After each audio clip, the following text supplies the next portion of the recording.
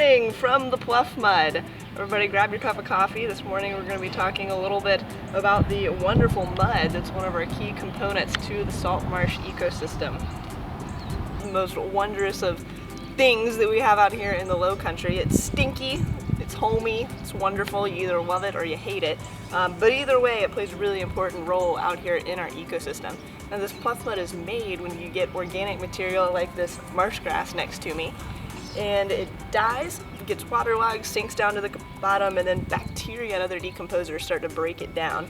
Now because this pluff mud is so incredibly thick, so it doesn't like to go anywhere, it's hard for oxygen to penetrate. So most of the bacteria that we have here are actually anaerobic, so it means that they undergo respiration without oxygen.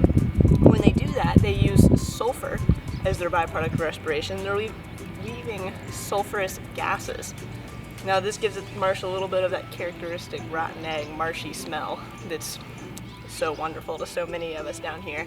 I have a really hard time not playing with it, even though I'm supposed to be looking at the camera, because it feels incredibly soft and smooth and like silk. And I'm sitting on top of it right now because this is a little bit of a tightly compacted mud area, but a lot of times you jump in this stuff and it's super sinky, a little bit like quicksand.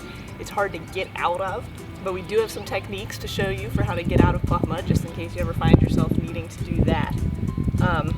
Pluff mud is home to numerous different species of critters, including worms, which are harder to see, mud snails that you can see crawling around on top of the mud, and my personal favorite, the fiddler crab. If you ever notice all the holes that are in the mud, especially close to the grass, those belong to the fiddlers. And these guys have a real neat symbiotic relationship with the Spartina grass.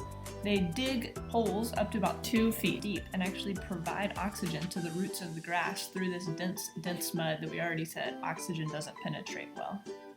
Pluff mud is incredibly nutrient rich thanks to all the decomposition that happens in it. So nutrient rich that it might make your skin nice and smooth. We're hoping ours is after today. You can try and eat it if you want. Who knows what that'll do for you. I wouldn't necessarily recommend that, but whatever you want to do. Thanks for watching our video today. We hope you were entertained. We hope you learned a little bit of something. We'll leave you with this, our tips for getting out of pluff mud if you are stuck. Good luck.